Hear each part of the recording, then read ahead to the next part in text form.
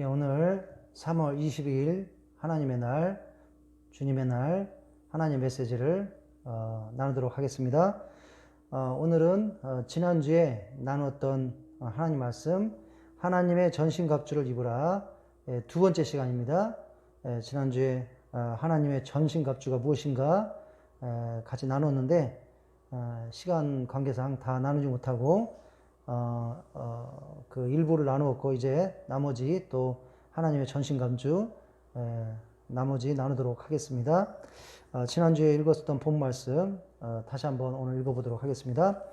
끝으로 너희가 주 안에서와 그 힘의 능력으로 강건하여지고 마귀의 관계를 능히 대적하기 위하여 하나님의 전신갑주를 입으라. 우리의 씨름은 혈과 육을 상대하는 것이 아니요 통치자와 권세자들과 이 어둠의 세상 주관자들과 하늘에 있는 악의 영들을 상대함이라. 그러므로 하나님의 전신갑주를 취하라. 이는 악한 날에 너희가 능히 대적하고 모든 일을 행한 후에 서기 위함이라. 그런즉 서서 진리로 너희 허리띠를 띠고 의의 호신경을 붙이고 평안의 복음이 준비한 것으로 신을 신고 모든 것 위에 믿음의 방패를 가지고 이로써 능히 악한 자의 모든 불화살을 소멸하고 구원의 투구와 성령의 검 곧 하나님의 말씀을 가지고 모든 기도와 간구를 하되 항상 성령 안에서 기도하고 이를 위하여 깨어 구하기를 항상 힘쓰며 여러 성도를 위하여 구하라. 또 나를 위하여 구할 것은 내게 말씀을 주사 나로 입을 열어 복음의 비밀을 담대히 알리게 하옵소서 할 것이니, 이 일을 위하여 내가 쇠사슬의 매인 사신이 된 것은 나로 이 일에 당연히 할 말을 담대히 하게 하려 하심이라. 아멘. 잠깐 이 본 말씀 가지고 하나님의 전신갑주를 입으라 두 번째 시간 같이 나누도록 하겠습니다. 잠깐 기도하겠습니다. 하나님 아버지 감사합니다.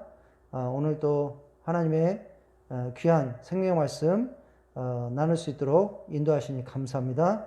우리 하나님께서 사람을 도구로 사용하여서 친히 우리에게 영적 양식이 되는 또 생명의 양식이 되는 하나님의 말씀을 전하여 주시옵소서. 이 말씀을 통해서 우리가 감동감을 받게 하여 주시고 우리의 또 죄가 고백되게 하여 주시고 또 우리 삶이 하나님께 헌신되는 삶으로 또 영적으로 성숙으로 성장하는 삶으로 인도하여 주시옵소서.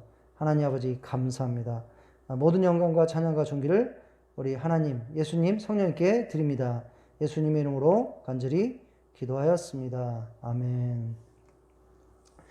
예, 지난주에 우리가 알던 모르던 우리 모든 성도님들은 치열한 영적 전쟁 가운데 있다는 것을 말씀을 통해서 우리가 깨달았습니다. 그 영적 전쟁에서 우리는 반드시 승리해야 된다는 것입니다. 패배하면 비참한 결과가 일어난다는 것입니다. 전쟁에는 2등이 없습니다. 반드시 승리를 해야 되는 것입니다. 그래서 지난주의 말씀에서는 우리가 승리하기 위해서는 하나님과 우리 예수님과 아주 친밀하게 연합돼야 된다. 예, 우리가 주 안에서와 그 힘의 능력으로 강건하여지고, 예, 그래서 우리 주님과 우리 예수님과 우리가 아주 친밀하게 깊숙이 그리고 아주 단단하게 연합이 되어야 된다는 것입니다. 그래서 그 예수님을 통해서 우리가 힘을 얻어서 능력을 얻어서 이 영적 전쟁에서 승리할 수 있다는 것입니다. 두 번째로는 우리가 하나님의 전신갑주를 입어야 된다는 것입니다.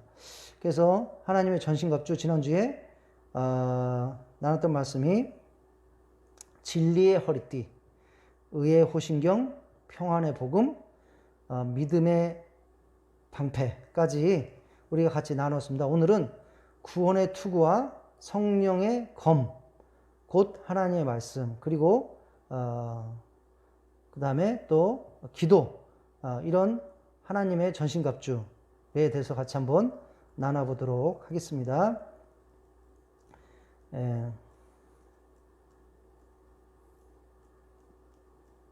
예, 오늘 같이 나눌 말씀은 이제 구원의 투구부터입니다. 구원의 투구. 우리가 군인들이 전쟁에 나갈 때 헬멧, 예, 머리를 보호하는 헬멧이 굉장히 중요합니다. 왜냐하면 머리는 우리 사람에 있어서 굉장히 중요한 부분입니다. 머리를 다치면, 예, 치명상을 입을 수 있습니다. 예, 죽을 수 있습니다. 쉽게. 그렇기 때문에 꼭 머리를 보호해야 되는 것입니다. 그래서 군인들은 투구, 예, 헬멧을 쓰는 것입니다. 오늘 말씀에서 이 머리를 보호하는 너무나 중요한 그 하나님의 전신갑주, 투구를 구원이라고 이렇게 얘기하고 있습니다. 예, 우리가 구원이 너무너무 중요한 것입니다. 예, 우리 인생에 있어서 가장 중요한 것은 바로 예, 구원인 것입니다. 그렇기 때문에 우리가 구원에 대해서 하나님 말씀으로 잘 무장되어 있어야 됩니다. 구원에 대해서 우리는 정확하게 말씀을 통해서 알아야 된다는 것입니다. 사탄이 잘못된 가르침으로 또 거짓으로 우리에게 이 구원의 길을 잘못된 길로 또는 거짓으로 미혹하려고 할 때, 잘못된 길로 인도하려고 할 때 우리는 하나님의 그 말씀으로, 진리의 말씀으로 이 구원에 대해서 잘 무장되어서 그 가장 중요한 우리가 구원을 잃어버리는 그런 일이 없어야 될 줄로 믿습니다. 자, 그러면 한번 우리가 구원에 대한 말씀을 한번 같이 나눠보겠습니다. 성경에서는 우리 영혼의 구원은 우리 인생에 있어서 가장 중요한 것이다 이렇게 얘기하고 있습니다. 마가복음 8장 36절 30절을 보니까 사람이 만일 온 천하를 얻고도 자기 목숨을 잃으면 무엇이 유익하리요? 사람이 무엇을 주고 자기 목숨과 바꾸겠느냐? 예, 사탄은 많은 사람들을 속입니다. 이 세상에 중요한 것이 돈이다. 이 세상에 중요한 것이 권력이다. 이 세상에 중요한 것이 또 무슨 좋은 대학 들어가고 좋은 직장 얻는 것이다. 또 유명해지는 것이다. 뭐 좋은 아내와 남편을 만나는 것이다. 여러 가지로 이 세상에 성공하는 것이다. 이런 식으로 사탄은 우리를 속입니다. 그러나 성경은 우리가 이 세상 모든 것을 얻어도 영혼을 잃어버리면, 구원을 잃어버리면 아무런 유익이 없다는 것입니다. 왜? 우리는 이 세상에 잠깐 있다가는 인생인 것입니다. 이 세상에 영원토록 있는 것이 아닙니다. 우리가 이 세상에 이 세상을 성공해서 우리가 갖게 된 돈이나 뭐 권력이나 이런 것들 우리가 영원토록 가져갈 수 없는 것입니다. 예, 잠깐 이 세상에서 필요한 거지 그것을 우리가 영원히 소유할 수 없는 것입니다. 그렇기 때문에 사람이 만일 온 천하를 얻고도 자기 목숨을 잃으면 무엇이 유익하리요? 사람이 무엇을 주고 자기 목숨과 바꾸겠느냐? 바로 영혼의 구원, 이것이 가장 중요하다는 것입니다. 예, 성경은 그렇게 얘기하고 있습니다. 그러나 사탄은 바로 이 모든 사람에게 중요한 이 구원을 받지 못하게끔 우리에게 치명상을 입히게끔 구원이 중요하지 않고 다른 것이 중요하다 이렇게 거짓으로 우리를 공격하고 있습니다. 그러나 우리 말씀으로 영혼의 구원이 가장 중요하다는 것을 반드시 깨닫고 이 영혼의 구원을 끝까지 잃어서는 안 될 줄 믿습니다. 이 영혼을 끝까지 가장 중요한 것으로 추구해야 될 줄로 믿습니다. 우리가 영혼의 구원을 어떻게 얻습니까? 예, 사도행전 4장 12절을 보니까 다른 이로서는 구원을 받을 수 없나니 천하 사람 중에 구원을 받을 만한 다른 이름을 우리에게 주신 일이 없음이라 하였더라. 예, 그렇습니다. 오직 예수님을 믿는 그 믿음으로 우리는 구원을 받는 것입니다. 오직 예수님만이 우리에게 길이요, 진리요, 생명인 것입니다. 영원한 생명인 것입니다. 예수님을 통해서만 우리가 우리의 죄를 해결을 받고 예수님을 통해서만 우리가 저 천국에 갈 수 있는 것입니다. 영혼의 구원 얻는 것입니다. 다른 어떤 종교도, 다른 어떤 신들도, 그리고 다른 어떤 뭐 가르침도, 철학도, 그 어떤 것도 우리의 죄 문제를 해결해 줄 수 없고 우리를 천국에 데려갈 수 없다는 것입니다. 예. 그러나 사탄은 우리를 구원을 못 받게 하기 위해서 뭡니까? 거짓 종교, 거짓 구원의 어떤 그 교리들, 이단들, 그리고 또 뭐 거짓 신들, 여러 가지 거짓으로 사람들을 미혹해서 구원을 잃어버리게 하거나 구원을 받지 못하게끔 하는 것이 바로 사탄인 것입니다. 예.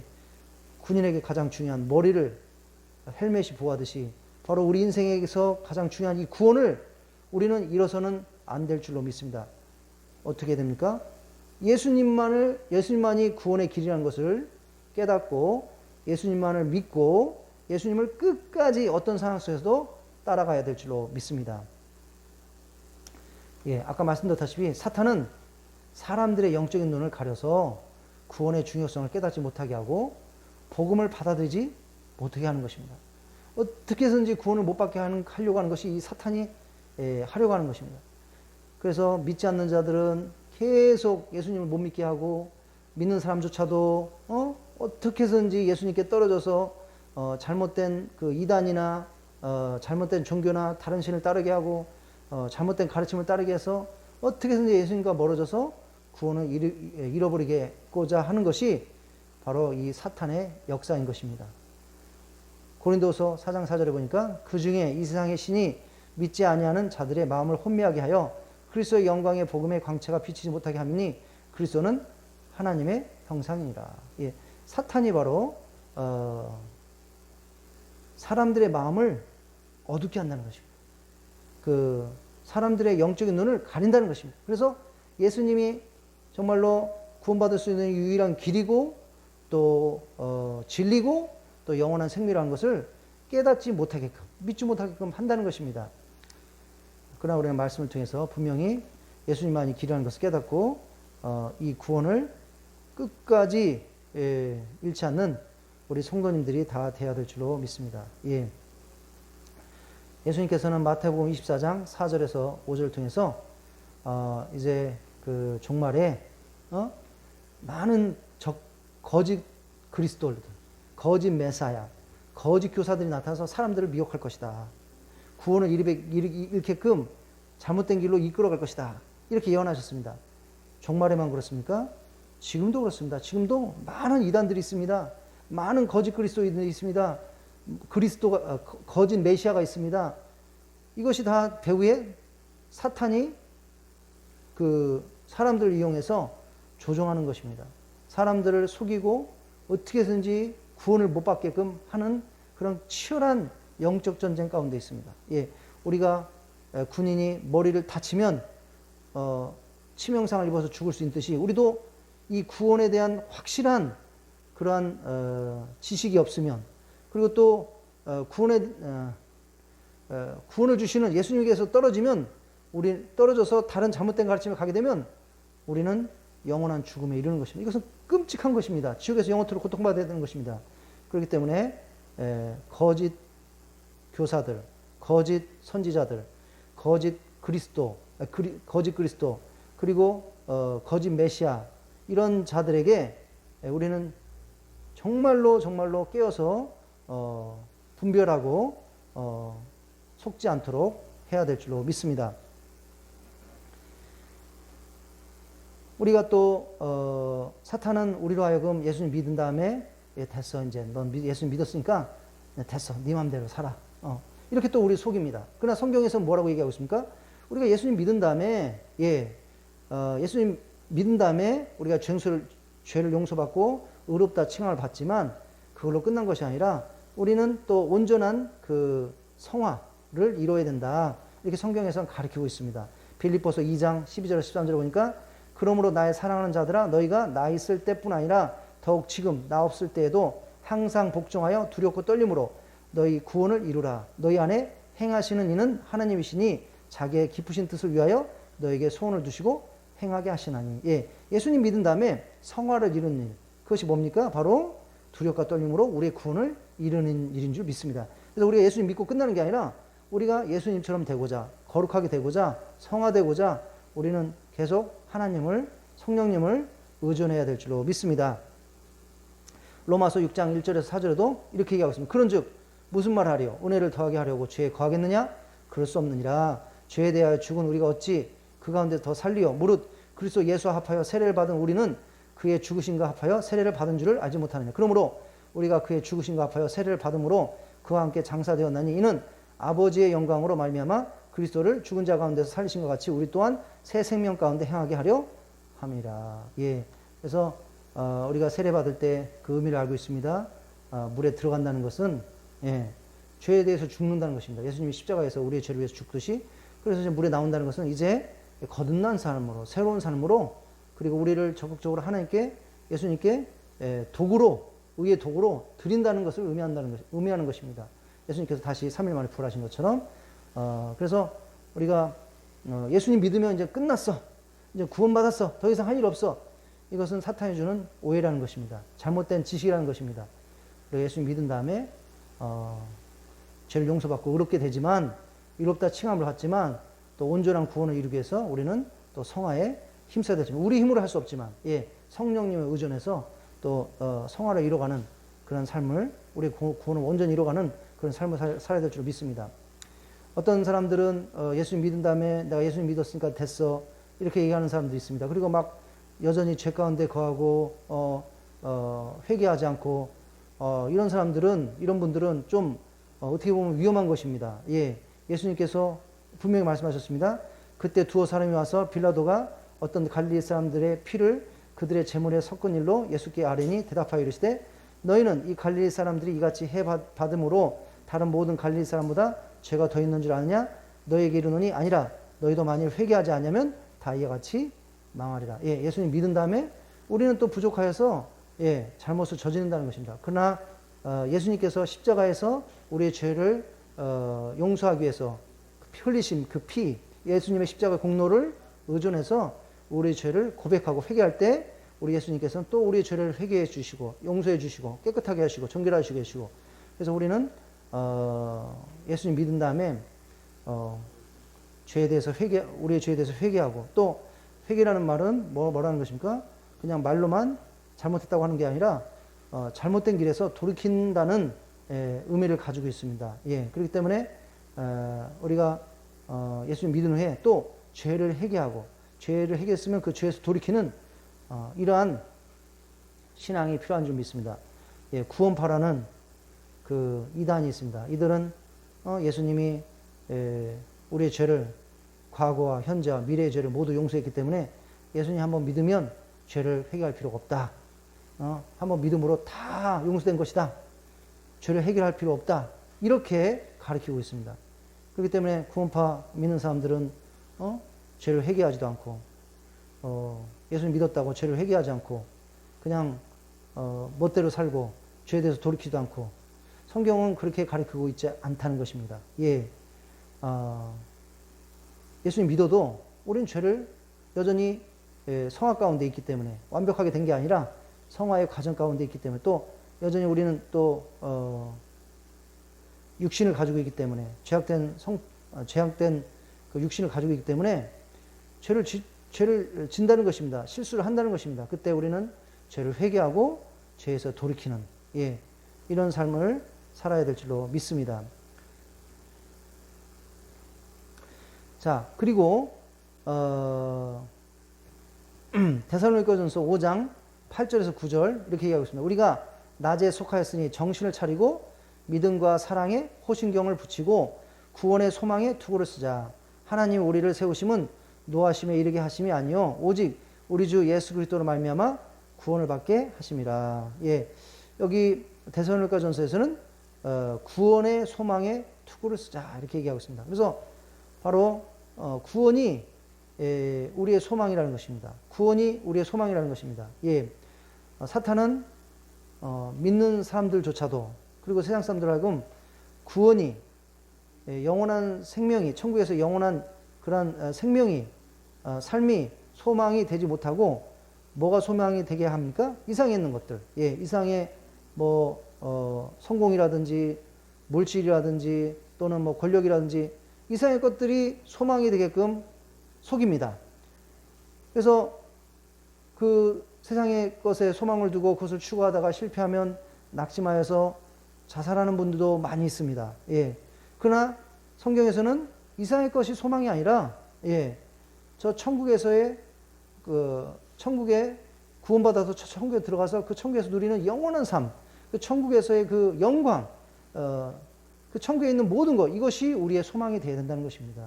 그래서 우리는 그것을 소망을 두고 이 땅에 그렇게 크게 너무 집착하지 말고 저 천국을 소망해 두고 저 천국을 향해서 이 생에서 하나님 원하시는 대로 그렇게 사는, 하나님 말씀대로 사는 그런 성도들이 되어야 될 줄 믿습니다.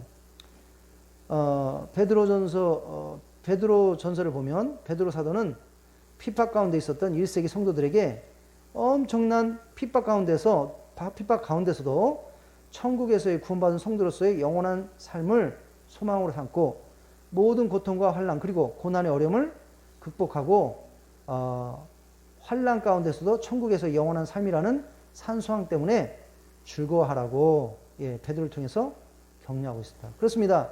우리 성도님들의 소망은 바로 저 천국의 영원한 구원인 것입니다. 그것을 소망을 두고 이상의 어려움은 이 세상에 살면서 어려움이 있더라도 그 소망을 바라보고 참고 견디고 인내하는 또 믿음 때문에 우리가 핍박을 받는다 할지라도 그 소망을 바라보고 견디고 극복하는 그런 성도님들이 되어야 될 줄 믿습니다.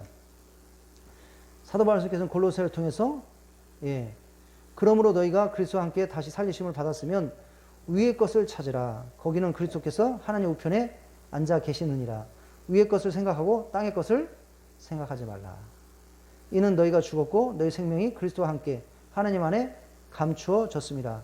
우리 생명이신 그리스도께서 나타나실 그때 너희도 그와 함께 영광 중에 나타나리라. 그래서 다시 한번 우리 성도님들의 소망은 이 땅에 있는 뭐 성공이라든지 이 땅에 있는 어떤 물질이라든지 그런 것이 아니라는 것입니다. 우리 성도님들은 성경에서 우리는 여기 다 나그네다. 잠깐 있다가는 인생이다. 그렇기 때문에 우리의 원래의 본향, 저 천국을 소망을 두고 거기서 향해서 이 땅에 있을 때는 하나님이 기뻐하시는 일, 하나님이 원하시는 일, 그것 때문에 손해보고 잃고 또 고생스럽고 하더라도, 우리의 본향은 천국이기 때문에, 우리의 소망은 천국이기 때문에 너무 이 세상의 것들을 크게 집착하면서 살아서는 안 되고 바로 저 천국을 바라보면서 소망을 두고 살아야 된다고 성경은 말씀하고 있는 줄 믿습니다. 다시 한번 말씀을 기억해 보겠습니다. 그러므로 너희가 그리스도와 함께 다시 살리심을 받았으면 위의 것을 찾으라. 거기는 그리스도께서 하나님 우편에 앉아 계시느니라. 위의 것을 생각하고 땅의 것을 생각하지 말라. 바로 영원한 저 천국이 거기서 구원받은 삶이 영원한 삶이 우리의 진정한 소망이 되어야 된다고 말씀하신 줄 믿습니다.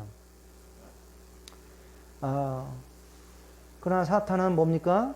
자꾸 우리로 하여금 이 땅의 것을 소망에 두게 합니다. 이 땅에 뭐 있는 것이 최고인 것처럼. 그래서 자꾸 저 천국의 상급을 잃어버리게 합니다. 이 땅의 것을 집착하게 함으로써. 그런 말씀을 통해서 우리가 깨달아야 할 줄 믿습니다. 진정한 영원한 그런 상급은 저 천국에 있다는 것. 영광은 천국에 있다는 것. 그걸 소망에 두고 그것을 추구해야 된다는 것. 그것을 얻기 위해서 이 땅의 것들을 계속적으로 적극적으로 투자해야 된다는 것. 깨달아야 될 줄 믿습니다. 또 구원의 투구. 이 투구는 머리를 보호하는 것입니다. 사탄은 우리의 생각을 지배하려고 합니다. 나쁜 생각을 줘서 나쁜 행동을 유발하게 해서 결국에는 우리를 죄악 가운데 또는 결국에는 멸망 가운데 이르게 하려고 합니다. 그렇기 때문에 우리의 생각을 우리가 정말로 잘 관리하는 것 너무 중요한 줄 믿습니다.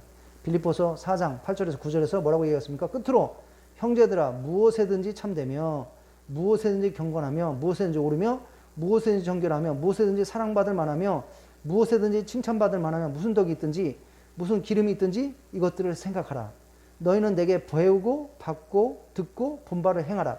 그래야만 평강의 하나님이 너희와 함께 계시리라. 우리 생각을 경건한 것들로 채워야 된다는 것입니다. 자, 여기까지 우리가 구원의 투구, 구원의 투구에 대해서 생각을 해봤습니다. 구원은 우리 인생에서 가장 중요한 것입니다. 사탄은 그것을 빼앗으려고 합니다. 구원을 못 받게 하려고 합니다. 우리가 이 구원의 투구를 하나님의 전신갑주인 구원의 투구를 꼭 입음으로써 씀으로써 우리가 이 구원을 잃지 않는 우리 하나님의 성도님들 되어야 될 줄로 믿습니다. 자, 지금까지는 우리가 전쟁에서 우리를 보호하는 그러한 하나님의 전신갑주에 대해서 나누었습니다.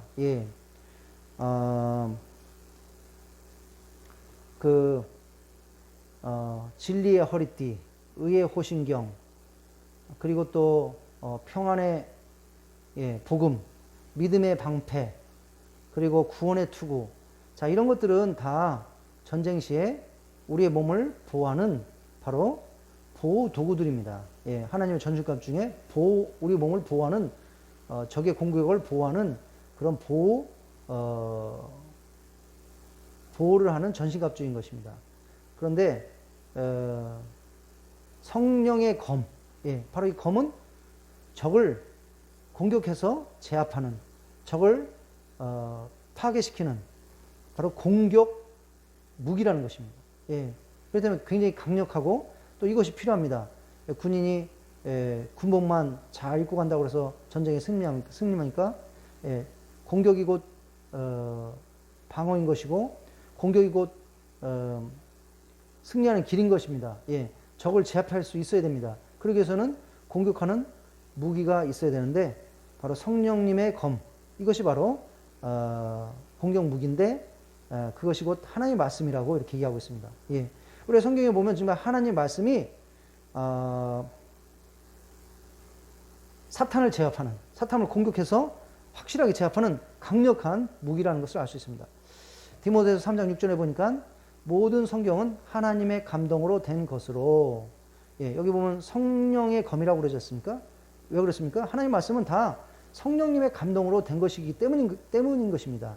그렇기 때문에 성령님의 검인 것입니다. 하나님의 말씀은 성령님의 검, 하나님의 말씀으로 그러니까 하나님의 말씀은 다 성령님의 감동으로 된 것이라는 것입니다. 교훈과 책망과 바르게 함과 의로 교육하게 유익하니 이는 하나님의 사람을 온전하게 하며 모든 선한 일을 행할 능력을 갖추게 하려 함이라.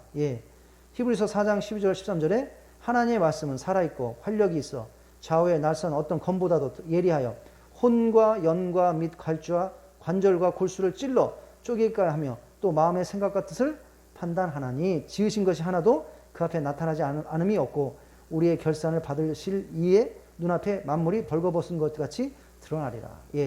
예리한 낯선 어떤 검보다도 좌우의 낯선 검보다도 예리해서 하나님의 말씀은 혼과 영과 및 관절과 골수를 찔러 쪼갠다는 것입니다. 우리의 어떤 영혼을 그 말씀은 다 뭡니까? 변화시키고 또 감동감화시키고 죄를 해결케 만들고 또 우리의 모습을 말씀을 통해서 우리가 볼 수 있고 또 우리를 바꾸는 것이 이 능력의 말씀인 줄 믿습니다. 그리고 또 이 말씀이 이 좌우에 낯선 어떤 검보다 예리해서 사탄을 공격해서 완전히 파괴시키는 강력한 영적인 무기인 줄로 믿습니다.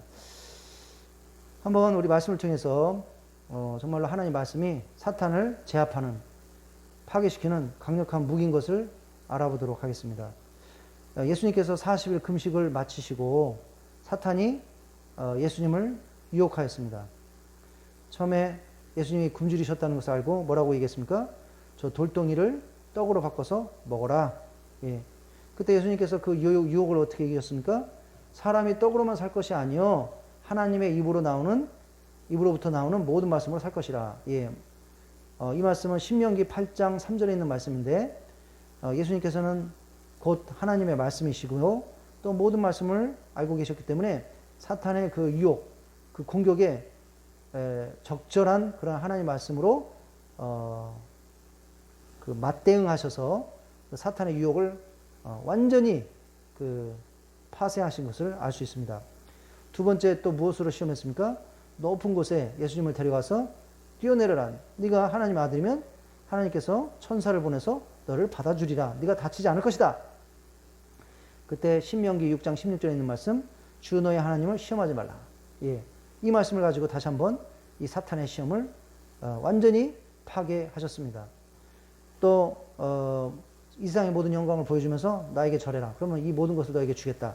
이렇게 유혹했을 때 예수님께서 뭐라고 하셨습니까? 주 너의 하나님께 경배하고 다만 그를 섬겨라. 신명기 6장 13절에 있는 말씀으로 바로 사탄의 이런 모든 시험을 다 이기셨다는 것입니다. 예수님께서는 바로 신명기에 있는 말씀, 예, 이 하나님의 말씀을 가지고 진리의 말씀을 가지고 성령님의 검인 이 하나님의 말씀을 가지고 사탄의 그 유혹을 이기시고 승리하셨다는 것입니다. 우리가 여호수아서를 보면요, 예, 이스라엘 백성들이 가나안 땅에 들어가서 그 이방 족속들에게 승리하는 그 과정을 보면 그 비결을 보면 바로 그 비결이 바로 하나님의 말씀이라는 것을 우리가 알 수 있습니다. 하나님께서는 이미 여호수아에게 가나안 땅에 들어가서 그 이방 족속들은 곧 사탄, 악한 영들을 상징하는 것입니다. 그들에게 어떻게 승리할 수 있는가 그 비결을 다 가르쳐 줬습니다. 먼저 가나안 땅에 들어가기 전에 이스라엘 백성들은 요단강을 건너야 됩니다. 근데 이제 요단강이 평상시에는 이렇게 별로 그렇게 깊지 않고 물살도 세지 않은데 우기에는 뭡니까? 그 굉장히 이 강폭이 넓어지고 물살이 세서 그 젊은 사람도 젊은 남자도 건너기가 힘들 만큼 그런 곳이 바로 요단강입니다. 그러나 거기에는 이스라엘 백성 중에는 여인들도 있고 아이들도 있고 노인들도 있고 어떻게 그 200만 명이나 되는 그 백성들이 요단강을 건널 수 있겠습니까? 하나님께서 그 방법을 가르쳐 주셨습니다. 언약궤를 제사장들이 메고 그 언약궤가 먼저 가고 그 언약궤의 뒤를 따라서 약 한 900m, 약 1km, 900m, 1km 정도 거리를 떼고 거리를 유지하면서 이스라엘 백성들이 따라가라는 그런 명령을 주셨습니다. 예, 그 명령대로 했을 때 언약궤를 메고 있는 제사장들이 요단강 물에 발을 닿자마자 요단강이 그 위에서 내려오는 물이 딱 멈춰서 있고 밑에 있는 물은 그냥 흘러가고 그리고 그 요단강 바닥이 말라가지고 백성들이 아무런 문제 없이 다 안전하게 지나는 그런 기적이 일어났습니다. 예. 자, 이것은 무엇을 의미하는 것입니까? 바로 언약궤 안에는 십계명 그 돌판이 두 개가 들어 있습니다. 예. 그래서 언약궤는 하나님의 임재의 상징이지만 또 하나님의 말씀을 상징하는 것입니다. 예. 그래서 이스라엘 백성들이 어딜 가든지 먼저 하나님 말씀이 가고, 그러니까 하나님 말씀을 따라가고, 근데 그냥 따라가는 게 아니라 바로 900m 거리를 두고 일정한 거리를 두고, 이거 뭡니까? 거리를 둔다는 것은 경외심을 나타내는 것입니다. 경외심, 존경. 예. 우리가 뭐 대통령이나 교장 선생님이나 막 함부로 가서 그 앞에서 행동할 수 있습니까? 예. 그렇게 우리가 존경하고 경외심을 갖는 사람에게는 우리가 거리를 두게 돼 있습니다. 예. 그 경외심의 표현으로. 그래서 언약궤를 따라가는데 거리를 두고 따라간다는 것은 이스라엘 백성들이 하나님 말씀을 어딜 가나 그 가나안 땅에서 따라가야 되는데 바로 그냥 따라가는 게 아니라 정말 경외심을 가지고, 예, 정말로 순종하는 마음을 가지고, 예, 두렵고 떨림으로 따라가게 될 때 바로 기적이 일어난다는 것입니다. 하나님 말씀으로, 예, 하나님 말씀으로 역사가 일어난다는 것입니다. 그것을 가르쳐 주기 위해서 바로 하나님께서 이스라엘 백성들이 요단강을 건널 때 바로 이렇게 건너라고 방향을 다 주셨습니다. 예, 이스라엘 백성들이 그렇게 말씀대로 했을 때, 예, 요단강이 갈라지는 기적이 일어났습니다. 예, 말씀을 경외심으로 따라갈 때 이렇게 기적이 일어난다. 예, 이방 족속들을 이길 수 있다. 사탄의 세력을 꺾을 수 있다. 가나안 땅에서 승리할 수 있다. 하나님께서는 여호수아와 이스라엘 백성들에게 다 가르쳐 주신 것입니다. 그리고 나서 이제 이스라엘 백성들이 가나안 땅에 들어왔을 때 이제 길갈이라는 곳에서 하나님께서 이스라엘 백성들에게 할례를 하라고 했습니다. 예, 이스라엘 백성들이 그 애굽에 있으면서 할례를 하지 못했습니다. 그런데 이제 할례를 하라고 하는 것입니다. 예. 그런데 앞에는 이제 여리고성이 있고 적들이 일거수일투족을 다 보고 있는데 거기서 할례를 하면 할례를 받은 다음에 며칠 동안 꼼짝 못한데 그런 동안에 적들이 와서 공격할 수도 있고 위험한 상황이 발생할 수도 있습니다. 그러나 그럼에도 하나님께서 이스라엘 백성들에게 할례를 받으라고 한 것입니다. 그 말씀에 순종해서 할례를 했던 것입니다. 예, 그것은 뭡니까? 이스라엘 백성들이 애굽에 있을 때 그 종으로 살았던 어떤 그러한 어떤 그런 그 노예로서의 그런 어떤 그런 상태를 완전히 벗어버리게 하기 위해서 하나님께서는 바로 이스라엘 백성들에게 할례를 받으라고 하는 것이었습니다. 바로 이스라엘 백성들이 그 앞에 적이 있고 할례를 받으면 며칠 동안 회복될 때까지 꿈쩍하지 못하는 동안에 적이 공격할 수 있다는 것을 알면서도 하나님 말씀에 의존해서 그렇게 했다는 것입니다. 즉 하나님께서는 다시 한번 이스라엘 백성들이 상식에 맞지 않더라도 하나님 말씀을 했을 때 바로 이스라엘 가나안 땅에서 적의 세력을 무찌르고 승리할 수 있다는 것을 가르쳐주기 위해서 이 명령을 했던 것입니다. 그리고 이제 여리고에서 전쟁을 하기 전에 여호수 앞에 하나님의 군대 대장이 나타났습니다. 칼을 이렇게 뼈고 그때 여호수아가 이 군대 대장에게 물어봤습니다. 당신은 우리 편입니까? 적의 편입니까? 그때 이 군대 장관이 너희 편도 아니고 적의 편도 아니다. 그 얘기는 뭡니까? 너희들이 어떻게 하느냐에 따라서 너희 편도 될 수 있고 적의 편도 될 수 있다는 말입니다. 너희들이 하나님 말씀대로 하면 내가 너희 편이 되는 거고 너희들이 하나님 말씀에 순종하지 않으면 적의 편이 되는 것이다. 하나님께서 함께 하실 수 없다. 이런 뜻입니다. 그러면서 그 군대 대장이 여호수아 보고 뭐라고 그럽니까? 내 신발을 벗으라. 내가 선 것은 거룩하니라. 이렇게 얘기하고 있습니다. 바로 신발을 벗으라는 것은 고대 시대에는 노예들은 신발을 쓰지 않았다는 것입니다. 그것은 주인에 대한 절대 순종, 복종, 주인에 대한 어떤 존경 이것을 나타내기 위해서 신발을 신지 않았다는 것입니다. 그래서 신발을 벗으라는 것은 너희가 하나님 말씀에 절대적으로 순종하면 하나님께서 너희와 함께해서 너희의 군사력과 관계없이 이 땅에서 계속 승리할 것이지만 그 강력한 이방 족속들을 쫓아내고 승리할 것이지만 하나님 말씀대로 안 하고 불순종하면 승리할 수 없다. 바로 이러한 메시지를 이 여호와의 군대 대장이 알려준 것입니다. 그래서 그 가나안 땅에서의 영적 전쟁, 실제적인 전쟁이죠. 또한 영적 전쟁을 나타내는 것입니다. 악한 영들과 싸움, 거기서 승리하는 길은 뭐라는 겁니까? 바로 하나님 말씀이라는 것입니다. 하나님 말씀 순종하는 것이라는 것입니다. 자, 그리고 여리고성에 이제 드디어 싸우게 됐습니다. 여리고성은 이미 높은 어떤 그런 어떤 언덕 같은데 이런 데 지어졌습니다. 그리고 막 거기다가 또 성을 또 높게 졌고 막 엄청나게 두껍고 튼튼하고 그 안에 여리고성에 사는 사람들은 강력한 군사들이고 도저히 이스라엘 백성들이 이길 수가 없는 그런 상황입니다. 그런데 하나님께서 그 여리고성을 빼앗을 수 있는 방법을 얘기하십니다. 하루에 한 바퀴씩 60만 그 이스라엘 백성들 그 군사들이 하루에 한 바퀴씩 아무 말 하지 말고 돌아라. 6일 동안. 그리고 7일자는 7번 돌고 그 성에 대해서 큰 소리로 외쳐라. 이렇게 했을 때 이게 뭐 말이 되겠습니까? 그 어떻게 강력한 성이 하루에 한 바퀴 6번 돌고 6일 동안 돌고 7일째 7번 돌고 그냥 소리친다고 그 성이 어떻게 무너집니까? 말도 안 되는 얘기지 않습니까? 그러나 그것이 하나님의 말씀이라는 것입니다. 그 하나님 말씀대로 했을 때 정말로 그 강력한 여리고성이 모래성 무너지듯이 일시에 무너졌고 이스라엘 백성들은 그 여리고성에 들어가서 그냥 그 이방 족속들을 쳐서 그 성을 그냥 쉽게 빼앗을 수 있었다는 것입니다. 다시 한번 여리고성에서의 승리도 하나님의 말씀, 이 하나님의 말씀이 승리의 비결이다.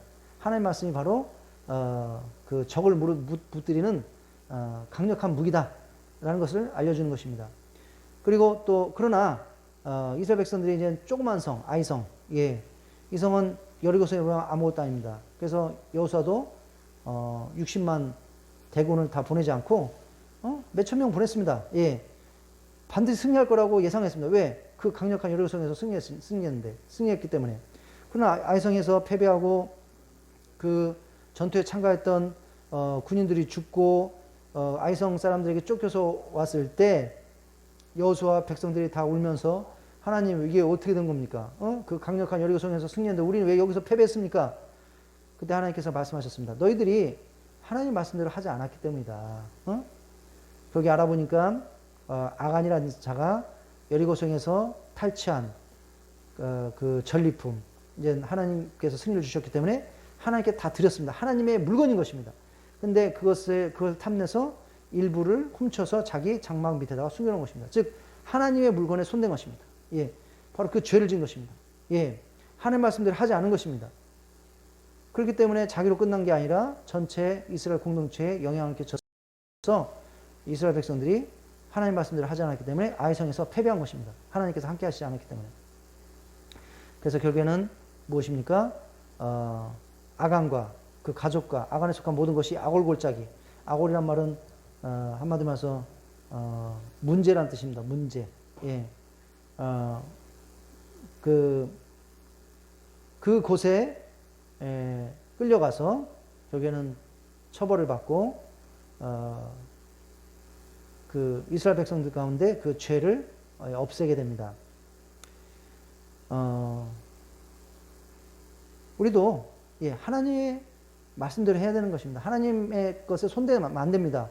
우리가 월요일부터 금요일까지는 하나님께서 일하도록 허락을 하셨지만 7일째는 하나님의 날이기 때문에 우리 마음대로 뭐 일을 하거나 놀거나 이러면 안 되고 하나님께 예배 드려야 된다는 것입니다. 그 다음에 또 우리의 소득의 10분의 1은 우리 게 아니라는 것입니다. 하나님 것이라는 것입니다. 11조 하나님께 드려야 된다는 것입니다. 순종해야 된다는 것입니다. 그리고 또 원수를 갚는 것도 우리 게 아니라고 했습니다. 그건 하나님 거라고. 예, 우리는 원수마저도 사랑해야 되고 그들이 필요가 있을 때 그들의 필요를 채워줘야 된다고 이렇게 하나님 말씀에서 얘기하고 있습니다. 여호수아가 아이성에 패배했을 때 깨달았습니다. 결국에는 이 가나안 땅의 전쟁은 하나님 말씀으로 순종할 때 승리할 수 있다는 것을 깨달았습니다. 그래서 여호수아가 이제 치료해야 될 정도 많고 할 일도 많지만 모든 것을 중단하고 이스라엘 백성들을 그리심산과 에발산에 앉게 한 다음에 그 중간에 서서 하루 종일 무엇을 합니까? 바로 하나님의 말씀으로 무장시키는 겁니다. 하나님의 율법을 읽어주고 하나님의 말씀을 기억하게 하고 이 말씀대로 순종하고 나갈 때 이 땅에서 승리한다는 것을 하루 종일 교육을 시키게 됩니다. 그래서 이 하나님 말씀으로 이스라엘 백성들을 무장시키고 다시 전투했을 때 우리가 여호수아 9장부터 보면 이스라엘 백성들이 그 뒤로는 한 번도 패배하지 않았다고 이렇게 얘기하고 있습니다. 그래서 우리가 여호수아를 보면 뭡니까? 가나안 땅에서 이방 족속들에게 승리하는 그 비결은 하나님의 말씀. 이방 족속들은 무엇을 상징합니까? 바로 사탄과 악한 영들을 영적으로 상징하는 것입니다. 그래서 우리도 하나님의 말씀으로 그 악한 영들과 사탄을 공격해서 승리할 수 있는 강력한 무기는 하나님의 말씀인 줄 믿습니다. 우리가 그 하나님의 말씀으로 잘 무장돼야 무엇입니까? 그 영적 전쟁에서 승리할 수 있다는 것입니다. 사탄은 이것을 알기 때문에 어떻게든지 우리의 눈을 하나님 말씀을 읽고 또 묵상하고 또 공부하는데 공부하게끔 하지 않고 다른 것들, 다른 것들에 향하게 합니다. 그러나 디모데전서 4장 7절에 보니까 망령되고 허탄한 신화를 버리고 경건에 이르도록 내 자신을 연단하라. 육체의 연단은 약간의 유익이 있으나 경건은 범사에 유익하니 금생과 대생에 약속이 있느니라. 시편 119편 36절 37절에도 내 눈을 돌이켜 허탄한 것을 보지 말게 하시고 우리가 하나님의 말씀으로 무장돼야 영적 전쟁에서 승리할 수 있다는 것을 깨닫고 정말로 허탄한 것에 우리가 시간을 쓰는 것이 아니라 우리가 바로 영적으로 훈련하는데 우리 시간을 써야 될 줄 믿습니다. 우리의 눈이 허탄한 것을 바라보는 것이 아니라 정말로 하나님 말씀을 바라볼 수 있게 해달라고 기도해야 될 줄 믿습니다. 자, 여기까지가 바로 하나님의 전신갑주입니다. 이 성령 안에서의 기도는 하나님의 전신갑주라고 얘기하지 않지만 사도 바울께서는 이 전신갑주 외에도 바로 성령 안에서의 기도를 얘기하고 있습니다. 왜 그렇습니까? 이 기도가 너무너무 중요한 것입니다. 기도 우리가 이 모든 하나님의 전신갑주를 입는다 할지라도 기도하지 않으면 영적 전쟁에서 승리할 수 없다는 것입니다. 에베소서 6장 18절 20절에 모든 기도와 간구를 하되 항상 성령 안에서 기도하고 이를 위하여 깨어 구하기를 항상 힘쓰며 여러 성도를 위하여 구하라. 또 나를 위하여 구할 것은 내게 말씀을 주사 나로 입을 열어 복음의 비밀을 담대히 알게 하옵소서 할 것이니 이 일을 위하여 내가 쇠사슬에 매인 사신이 된 것은 나로 이 일에 당연히 할 말을 담대하게 하려 하심이라. 여기서 이제 성령 안에서의 기도라고 얘기했습니다. 성령 안에서의 기도. 예. 이게 무슨 말입니까? 성령님의 도움에 의한 기도, 성령님의 권능 안에서의 기도, 성령님의 뜻에 순종하는 삶을 살아가는 기도라고 라는 뜻인 줄로 믿습니다. 우리가 성경에 보면, 예, 기도가 사탄과 악한 마귀를 패배시키는 강력한 영적 무기라는 것을 알 수 있습니다. 기도를 통해서 악한 세력들을 이기는 많은 예가 있습니다. 우리가 모세와 이스라엘 백성들이 광야에서 아말렉 족속과 전쟁을 하게 되었습니다. 예, 여호수아 젊은 사람들은 가서 싸우고 있고 아말렉 족속과 싸우고 있고, 이 아말렉 족속은 사탄과 악한 영들을 상징하는 것입니다. 모세는 그 전쟁의 그 모습이 보이는 그 언덕에 올라가서 지팡이 든 손을 들고 있습니다. 모세가 지팡이를 든 손을 들 때는 이스라엘 백성들이 아말렉 족속들을 이기고 있었습니다. 그러나 모세가 나이가 들다 보니까 이 지팡이가 어떻게 합니까? 내려오는 것입니다. 그때 아론과 훌이 가서 모세를 바위에 앉게 하고, 한 손은 아론이 잡아주고 다른 한 손은 훌이 잡아줄 때 모세가 계속 하늘 향해서 두 손을 들 수 있었습니다. 예. 그랬을 때 이스라엘 백성들은 계속 승리해서 결국엔 아말렉 족속을 완전히 무찌르는 것을 볼 수 있습니다. 예. 모세가 지팡이 든 손을 하늘에 올린다는 것은 기도한다는 의미인 것입니다. 예. 바로 우리가 기도할 때 사탄을 상징하는 아말렉 족속을 이길 줄로 믿습니다. 예. 혼자 기도할 때 힘들지만 이렇게 아론과 훌이 도와줬듯이 우리가 같이 연합해서 그 기도할 때 더 강력한 기도의 능력이 나올 줄로 믿습니다. 사무엘이 이스라엘 백성들의 지도자가 되기 전에 이스라엘 백성들은 블레셋의 그 압제를 받았습니다. 예. 그 엘리자상의 두 아들 홈리와 비나스의 죄 때문에 패배하고 압제를 받았는데, 사무엘이 이스라엘 백성들을 미스바에 모이게 하고 금식하며 죄를 회개하고 함께 기도할 때 이스라엘의 블레셋을 이기고 블레셋의 압제로부터 벗어나게 됩니다. 블레셋도 아말렉 족속처럼 사탄의 세력을 상징하지 않습니까? 우리 성도님들이 함께 모여서 죄를 고백하고 금식하고 합심해서 기도할 때 사탄의 세력이 깨어지고 정말 승리하는 사탄의 압제에서부터 벗어난 역사가 일어날 줄로 믿습니다. 유다의 아비야 왕이 40만 명의 군대를 가지고 80만 명의 북이스라엘 여로보암과 전쟁에서 기도로 승리하게 됩니다. 예, 유다의 아비야 왕이 그 북이스라엘 여로보암의 군대에게 뭐라고 얘기합니까? 우리는 매일 아침 저녁으로 여호와 앞에 번제를 드리며 분향하며, 이 분향이라는 것이 기도를 상징하지 않습니까? 예, 바로 우리는 계속 하나님께 기도한다. 예, 그래서 40만 반밖에 안 되는 그런 군대지만 80만 명을 무찌르게 되는 것을 볼 수 있습니다. 예, 그리고 역대하 14장 2절에서 10절 14절을 보면 유다의 아사 왕이 구스 사람과 룹 사람의 큰 군대가 쳐들어왔을 때 하나님을 의지하고 기도함으로써 이 큰 군대를 무찌르게 됩니다. 그러나 나중에 아사 왕은 타락하여 북이스라엘 바하사 왕이 쳐들어왔을 때는 하나님을 의지 않고 아람 군대를 의지함으로써 선지자가 그로부터는 아사 왕에게 전쟁이 있을 것이라고 예언하게 됩니다. 예. 남쪽 히스기야 왕이 아시리아 군대가 쳐들어와서 예루살렘을 포위했을 때 18만 5천 명의 큰 군대가 쳐들어와서 포위했을 때 하나님께 간절히 기도했을 때 하나님께서 죽음의 천사를 보내요. 하룻밤 만에 아시리아 군대 18만 5천 명을 다 죽여가지고 히스기야 왕과 그 이스라엘 백성들을 포위해서 살려주시는 것을 볼 수 있습니다. 이와 같이 계속 아시리아 군대, 북이스라엘, 여로보암, 구스와 룻사람, 또 블레셋, 아말렉, 이것들은 다 사탄과 악한 세력들을 상징하는 것입니다. 예, 그 마귀들을 상징하는 것입니다. 기도를 통해서 바로 이러한 마귀를 상징하는 이런 적의 군대들이 파괴되는 것을 봤을 때 바로 우리는 기도로서 사탄과 악의 세력을, 마귀의 세력을 이길 줄로 믿습니다. 에스더서를 보면 에스더와 모르드게 그리고 페르시아에 있는 이스라엘 백성들이 하나님께 3일 동안 금식하여 기도할 때에 페르시아에 있는 모든 유대인들을 멸망시키고자 했던 하만의 사악한 계획이 파괴되고 오히려 유대인들의 적이 사륙되는 그런 놀라운 역사가 일어나게 됩니다. 예. 여기서 하만도 바로 사탄을 상징하는 자가 아니겠습니까? 이스라엘 백성들은 바로 하나님의 백성들을 상징하는 거고, 하나님의 백성들을 멸망시키고 했던 사탄의 세력이 3일 동안 금식함으로써 깨졌다는 사건을 에스더서를 통해서 얘기하고 있습니다.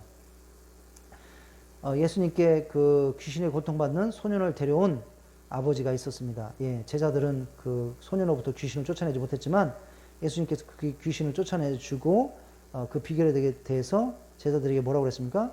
기도 외에 다른 것으로는 이런 종류가 나갈 수 없느니라. 바로 기도와 금식.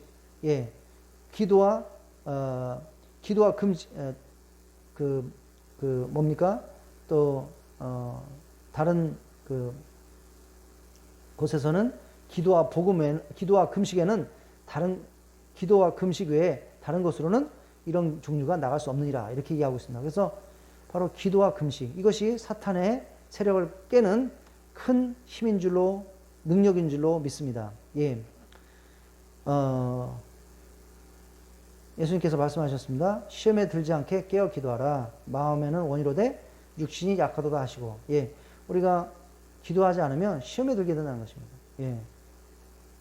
기도하지 않으면 사탄의 세력이 세져서 사탄이 우리가 하여금 시험 들게 한다는 것입니다. 문제를 가져온다는 것입니다. 우리가 사탄의 세력을 이기기 위해서는 깨어서 기도해야 될 줄로 믿습니다. 우리가 기도할 때 또 무엇이 필요합니까? 인내가 필요합니다. 계속 기도해야 된다는 것. 응답이 되지 않는다 할지라도 계속 인내로 믿음으로 기도해야 된다는 것입니다. 다니엘이 전쟁의 환상을 보고 그 의미를 알고자 22일을 포기하지 않고 금식하여 기도하였습니다. 예. 일주일을 금식해도 응답이 안 오고 14일을 금식해도 응답이 안 왔지만 인내하면서 22일을 금식하면서 기도하였습니다. 마침내 하나님의 천사가 와서 그 환상의 의미를 알려주면서 다니엘에게 말하기를, 다니엘이 기도를 시작한 첫날부터 하나님께서 이미 기도를 들으시고 기도의 응답을 주셨지만 기도의 응답을 가지고 오는 도중에 바사 왕국, 다니엘이 있었던 그 페르시아 왕국의 공중권세 잡은 악한 영들이 그 응답을 막는 영적 전쟁이 시작되었으나 다니엘이 인내를 가지고 계속 기도할 때 마침내 미가엘 천사가 와서 그 악한 영과 싸워 이겨서 응답이 다니엘에게 전해지게 되었다고 다니엘서 10장 12절에서 14절, 다니엘서 10장에 보면 이 말씀이 나오는 것을 볼 수 있습니다. 즉 우리가 당장 응답이 안 되더라도 사탄의 방해로 당장 응답이 안 되더라도 믿음과 인내를 가지고 계속 기도하게 되면 결국엔 사탄의 세력이 깨어지고 우리가 영적 전쟁에 승리하고 하나님의 응답을 받을 수 있을 줄 믿습니다. 예. 자, 오늘 다시 한번 하나님의 전신갑주. 예, 우리는 원하든 원하지 않든 바로 치열한 영적 전쟁 가운데 있다는 것입니다. 예. 이 영적 전쟁에 승리하기 위해서 우리는 구원의 투구. 예. 하나님의 말씀으로 올바른 구원의 지식을 가지고 있어야 된다는 것입니다. 그리고 또 이 구원을 우리는 끝까지 지켜야 된다는 것입니다. 예, 이 구원이 가장 중요하다는 깨닫고 이 구원을 가장 큰 소망으로 두어야 된다는 것입니다. 예, 또한 뭡니까? 바로 성령의 검, 곧 하나님의 말씀인 것입니다. 강력한 공격 도구라는 것입니다. 그래서 우리는 하나님의 말씀으로 이 성령의 검으로 잘 무장되어야 됩니다.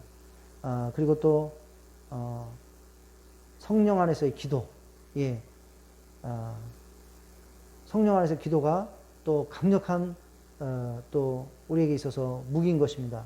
예, 그래서 우리가 하나님의 전신갑주로 무장할 뿐이 아니라 또 기도로서